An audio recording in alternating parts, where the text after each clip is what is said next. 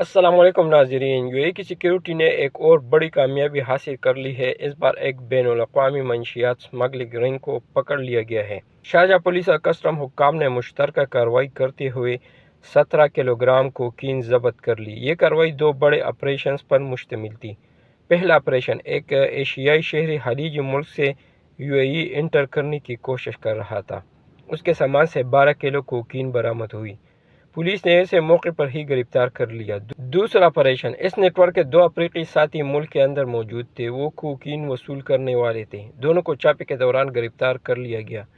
مزید تحقیقات میں ایک اور شخص کا پتہ چلا، وہ بھی اس نیٹ ورک سے تعلق رکھتا تھا۔